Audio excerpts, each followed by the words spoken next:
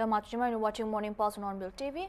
At the 14th edition of the AAHAR in New Delhi, Chairman of the India Trade Promotion Organization, Javed Ashraf, said that event has received a strong response with large numbers of business visitors across exhibition halls. He noted that India's food and hospitality sector is growing rapidly and expressed confidence that the country could soon emerge as one of the top exporters in the sector.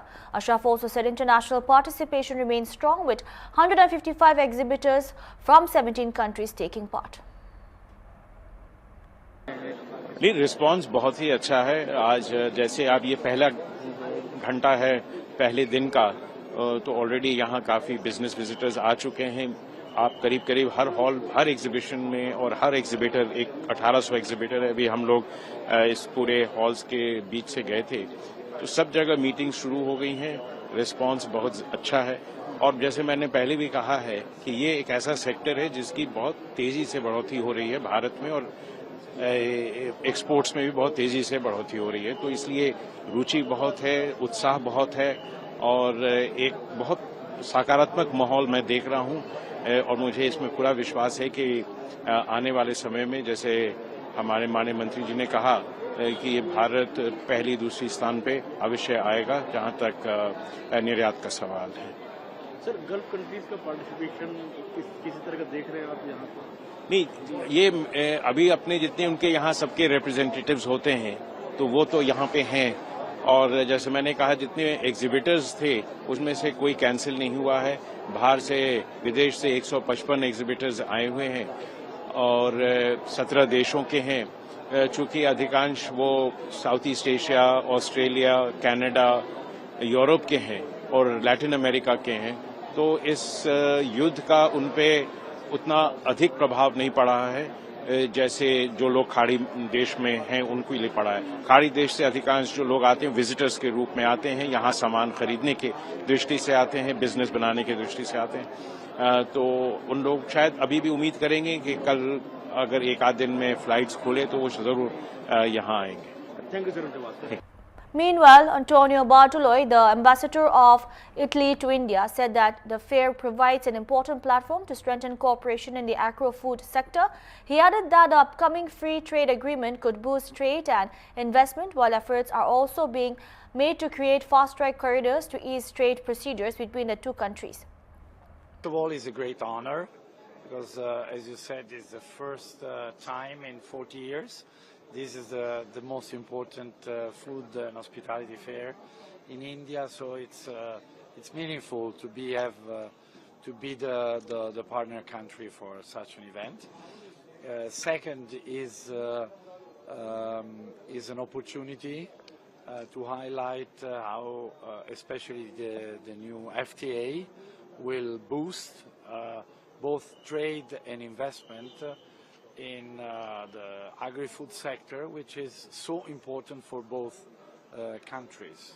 It's important in terms of dimension, in terms of export, in terms of employees, and it's important because we can, of course, from our point of view, export more products, but the important point is that having India lowered the trade barriers in agri-food, this can create opportunities for more and more companies to come, sell, but also invest in this country, which is destined to be now in food and beverages the fourth in the world after US, China, and Japan, but is destined to become the first producer. Any kind of impact you are witnessing in this event with this Middle East war?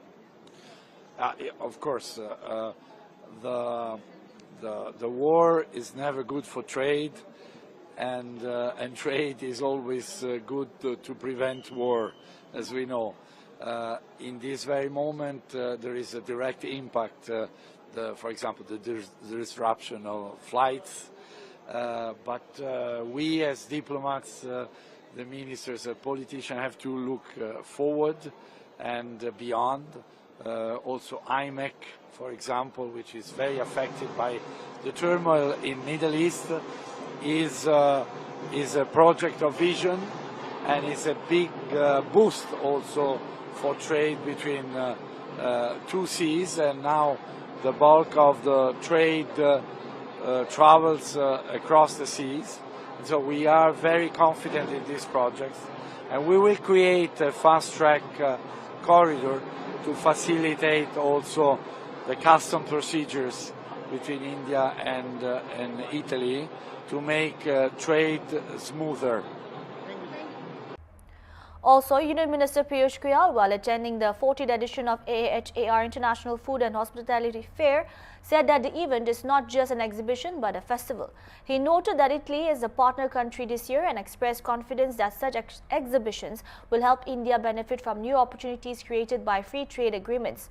Goyal added that under the leadership of Narendra Modi, India has become the world's 7th largest exporter, with agricultural and marine exports worth rupees 5 lakh crore, and said that the country is on track to become a leading global brand. बहुत ही गर्व होता है ITPO के सफलता पर। आज 40वां आहार festival में, तो इसको एग्जीबिशन नहीं है, एक प्रकार से महोत्सव है। आज 40वां आहार महोत्सव शुरू हो रहा है। इसमें पहली बार इटली, एक विदेशी देश को, इटली को कंट्री पार्टनर बनाया। भारत के जो अंतर्राष्ट्रीय स्तर पर उभरते हुए प्रभाव को देखते हुए आज 38 देशों के साथ 9 FTA करके हमने विश्व की 2/3 बाजार में भारत को मौका मिले अपने सामान को बेचने का, अपनी सेवाएं देने का, वो रास्ता जो खुला है FTA के माध्यम से, 9 FTAs के माध्यम से, इसका पूरी तरीके से लाभ लेने में इस प्रकार के फेस्टिवल्स, इस प्रकार के एग्जीबिशंस भारत को बहुत लाभ देंगे, मुझे पूरा विश्वास है। और जो मैं अभी देख रहा हूं, इतनी बड़ी संख्या में B2B मीटिंग्स चल रही हैं, उसको मद्देनजर रखते हुए मुझे पूरा विश्वास है आहार और ऐसे और कई सारे इनिशिएटिव जो हम अब ले रहे हैं प्रधानमंत्री नरेंद्र मोदी जी के नेतृत्व में, उससे भारत जो आज विश्व का 7वां सबसे बड़ा निर्यातक है एग्रीकल्चरल और मरीन प्रोडक्ट्स में, जो आज लगभग 5 लाख करोड़ रुपए का हमारे किसानों का, हमारे मछुआरों के उत्पाद को निर्यात करता है, वो आगे आने वाले दिनों में विश्व का सबसे बड़ा और सबसे नामी ब्रांड इंडिया इतना नामी होगा कि हम विश्व के सबसे बड़े किसानी और मछुआरी क्षेत्र के निर्यातक बनेंगे। इस विश्वास के साथ हम आगे जा रहे हैं। सर, एक्सपोर्टर्स को जो अभी दिक्कतें आ रही हैं मिडिल ईस्ट में, तो किस तरह से सरकार एड्रेस कर रही है? हमारी रोज सुबह स्टेक होल्डर के साथ भी चर्चा होती है, इंटर मिनिस्टेरियल कंसल्टेशन होती है, और लगातार हर एक विषय जो हमारे संज्ञान में आता है उसमें लगभग रोज कोई ना कोई नए कदम उठाकर, जैसे शिपिंग मिनिस्ट्री ने शिपिंग लाइंस के साथ बातचीत करके शिपिंग कॉस्ट को ठीक रखना, जैसे CBIC ने तुरंत सर्कुलर निकाल दिया कि अगर कोई सामान वापस आता है तो कैसे उस सामान को जल्द से जल्द कस्टम क्लियर करके एक्सपोर्टर को वापस मिल जाए, जिससे ऑल्टरनेट मार्केट या भारत के बाजार में वो उसको बेच सके। इसी प्रकार से हम और नई स्कीमें, जिसमें इंश्योरेंस भी शामिल होगा, कि अगर कोई वेसल, कोई शिप जिसमें भारत का सामान जो निर्यातक ने बाहर भेजा है, उसमें अगर कोई आहत पहुंचती है तो उसको कैसे हम पूरी तरीके से इंश्योर करके एक्सपोर्टर्स को एक प्रकार से चैन से एक्सपोर्ट करने में सहूलियत दें, वो भी हमारा विभाग बनाने में लगा हुआ है, कंसल्ट कर रहे हैं एक्सपोर्ट क्रेडिट गारंटी कॉर्पोरेशन और अन्य विभागों के साथ। तो एक प्रकार से सरकार 24 घंटे तट पर है, हमारी हेल्पलाइन पूरी तरीके से चालू है, चल रही है, और हमारी हेल्पलाइन के माध्यम से हर निर्यातक के लिए हमारे द्वार खुले हैं। Chief Election Commissioner Gainesh Kumar has said that the special intensive revision of electoral rolls covering nearly 60 crore voters across 12 states along with earlier revisions in Bihar is almost complete. He said that the aim is to ensure that no eligible voters is left out while removing ineligible names from the list. Kumar also noted that the final electoral roll released in West Bengal includes over 7 crore names with more than 6.44 crore voters listed as eligible after scrutiny. He added that the Election Commission of India will ensure 100% webcasting at polling stations and launch outreach efforts in colleges to boost youth participation in the electoral process. Bharat के 12 राज्यों में और पहले बिहार में लगभग 60 करोड़ मतदाताओं के revision की प्रक्रिया लगभग पूर्ण हो चुकी है। स्पेशल इंटेंसिव रिवीजन जिसका एकमात्र उद्देश्य था pure electoral rolls are bedrock of democracy, कोई भी पात्र मतदाता छूटे ना, लेकिन उसके साथ साथ कोई भी इनएलिजिबल व्यक्ति मतदाता सूची में आ न पाए। No eligible person should be included.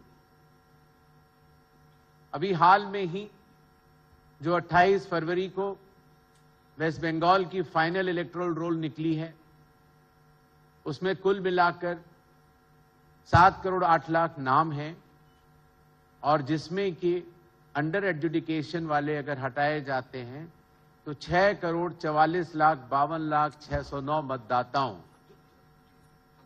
की सूची उस नाम में पात्र मतदाताओं के रूप में है।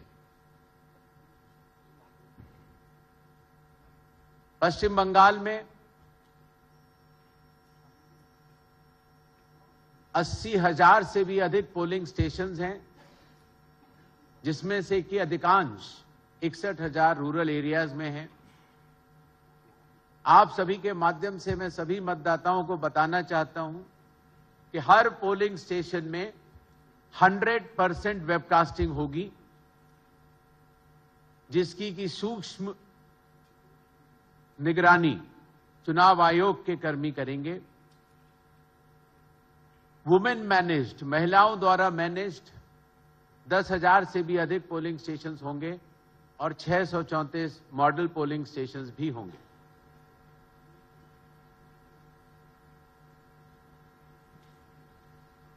थर्ड जेंडर के साथ साथ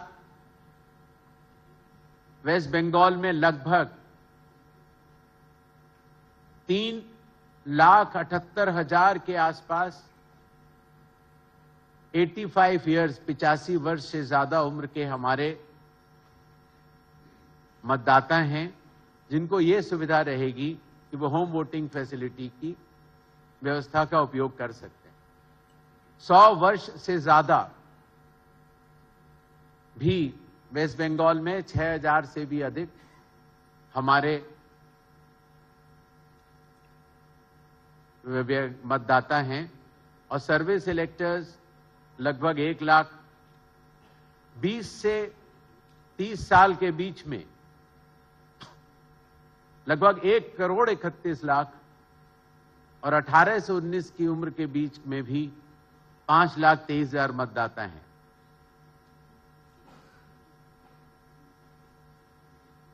The inclusive nature of elections to be conducted by Election Commission of India in West Bengal will focus on the youth. युवाओं की भागीदारी बढ़ाने के लिए हर विधानसभा क्षेत्र में dedicated assistant electoral registration officers होंगे, जो कि कॉलेजेस में कैंपेन करेंगे। नेक्स्ट। और हमारे बुजुर्ग और सम्मानित और दिव्यांग मतदाताओं के लिए वोटिंग की सुगमता बनाए रखने के लिए चुनाव आयोग हर पोलिंग स्टेशन को ग्राउंड फ्लोर पर बनाएगा। प्रॉपर रैंप्स विद ग्रेडियंट्स होंगे, व्हील चेयर्स की व्यवस्था होगी व्हील चेयर्स को चलाने के लिए वॉलंटियर्स होंगे, और अगर कई बार किसी एक बिल्डिंग में एक से ज्यादा पोलिंग स्टेशंस हों तो कौन से पोलिंग स्टेशन में जाना है उसकी गाइडेंस देने के लिए भी वॉलंटियर्स होंगे। सक्षम मॉड्यूल के तहत जो हमारे दिव्यांग भाई बहन हैं उनको प्रायोरिटी इन वोटिंग भी रहेगी, और जो हमारे 85 ईयर्स से ज्यादा उम्र के मतदाता हैं उनके लिए ऑप्शनल होम वोटिंग की फैसिलिटी भी होगी। A political row has erupted over a video clip of Mamata Banerjee circulating on social media. Reacting to the clip, Bharatiya Janata Party MP Sambit Patra called the remarks concerning and condemnable. He alleged that the statement reflects the level of violence in West Bengal and accused the Chief Minister of making comments similar to those previously made by Akbaruddin Owaisi. देखिए, ममता बनर्जी जी की जो clip आज हम media में देख रहे हैं, social media में भी चल रहा है, वो बहुत ही निंदनीय है, चिंताजनक है और धमकियों से भरा हुआ है। ममता बनर्जी जी का कहना कि मैं सरकार में हूं, हमारी सरकार है तो आप सुरक्षित है, अगर मैं हट जाऊं एक सेकंड के लिए तो एक कम्युनिटी आपको घेर करके सेकंडों में समाप्त कर देगी। आप सोचिए ममता बनर्जी क्या कहना चाहती है। मतलब वो स्वीकार कर रही है कि तुष्टीकरण के उस लेवल तक उन्होंने एक कम्युनिटी को पहुंचाया है।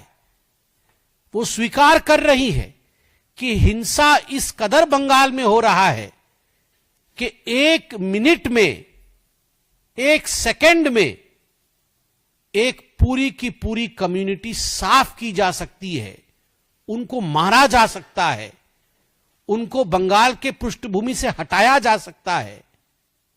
आप सोचिए, एक कुर्सी पे बैठी हुई मुख्यमंत्री अगर एक धर्म के लिए इस प्रकार की सोच रख रही है कि यह धर्म विशेष के लोग कापुरुष हैं और इनको मार दिया जाएगा, केवल मैं ही शील्ड हूं, तो ये ठीक उसी प्रकार का बयान है जैसे अकबरुद्दीन ओवैसी ने कहा था कि 15 सेकंड के लिए पुलिस हटा के देखो, 15 मिनट के लिए पुलिस हटा के देखो, फिर हिंदुओं का क्या होगा आप जान जाएंगे। Mamata Banerjee has just repeated Akbaruddin Owaisi's statement in different words. Thank you. Baswaraj Bommai, former Chief Minister of Karnataka and BJP MP, said that petrol and diesel supplies remain stable while LPG shipments from Gulf countries have been temporarily disrupted. He expressed confidence that supplies will resume by next week and said the government is working continuously to address the situation. Bommai also stated that Iran has allowed passage to 3 ships carrying India's oil, calling it a result of goodwill built under the leadership of Narendra Modi. He accused the opposition of politicizing the issue and linking every development to the Prime Minister instead of focusing on the country's interest. है petrol और diesel तो control हो गया है, लेकिन SPG जो LPG जो है वो गल्फ कंट्री से आता है, तो अभी वो जरा बंद हो गया है। मेरा ख्याल से जल्द से चालू हो जाएगा वो भी। एक हद तक एक अगले हफ्ते तक मेरा ख्याल से बहुत सारे मामले ईज आउट हो जाते हैं और इंटरनल जो प्रोडक्शन है उसका ज़्यादा करना पड़ेगा और लॉजिस्टिक्स भी ठीक करना पड़ेगा। तो किस तरह से आप लगता है कि ये इशू जो हो रखा है, किस तरह से इस पे आगे सरकार को भी काम करना चाहिए? सरकार तो निरंतर काम कर रही है। उसकी वजह से जो ईरान का जो स्ट्रेट है उधर 3 शिप जो ऑयल हमारे देश का है, ईरान ने उसको पैसेज दे दिया है। That is the goodwill of Modi सरकार and we continue. That's why the oil and diesel prices and there is no shortage. Only issue is LPG that we have to take care. जैसा opposition का कहना है कि PM compromised है और वो तो देखो प्रेसिड्यूस है, वो कुछ भी हो जाए, कहाँ भी हो जाए, कहाँ तो कुत्ता भी कटे तो वो मोदी को लिंक करते हैं। इतना उनका हालत इतना बुरा है, देश के बारे में नहीं सोच रहे। ये पूरा विश्व चिंतित है, पूरा देश चिंतित है। बाकी देश में क्या हो रहा है वो देखने के लिए बोलना चाहिए उनको। हमारा देश में तो हालत बहुत बाकी देशों से अच्छा है, लेकिन उनको सह नहीं हो सकता ना। उनको राजनीति हर एक चीज में करना है। देश के मामले में, देश के प्रगति में, देश के संकट में भी राजनीति करना चाहते हैं। K. Kavita, founder of Telangana Jagruti, has launched an indefinite hunger strike over the demolition of houses in Veluk Matla. Kavya said that she will continue the protest until affected families receive justice and their properties are restored. She alleged that the houses of poor residents were demolished unconstitutionally by district authorities. She demanded that the government regularize land pattas for the affected families and rebuild the houses at some location. I am sitting on an indefinite hunger strike. Since yesterday afternoon, we've been on a hunger strike. Unfortunately, yesterday in Khammam, police has arrested us and brought me to Telangana Jagruti office here. I am sitting here. And Dr. Vishardhanji, who was sitting with me in the indefinite hunger strike, we don't know where he is, and we are not getting the details of where he is taken by the police. We are also looking for him. Once he is here, we will again decide what will be done next. But until the poor people in the Velugumatla village of Khammam district get their justice and get their property back, I am going to sit on a hunger strike, because it is unconstitutionally demolished houses by the collector of that district. Many people from Telangana have complained against the collector to the Honorable President of India, to the department, to the DOPT department, etc. We will take, of course, the legal actions, but the pressure by the public movement will also continue, and I will also continue my hunger strike. Thank you. Jai Telangana. There is only single point demand. The houses of the poor people which were demolished by the government, we are requesting the government, we are demanding the government to give them, to regularize their land pattas and construct the houses for them in the same place, not elsewhere, in the same place. That is a primary demand. Thank you. Jai Telangana. That's all we have for now. Keep watching Hornbill TV.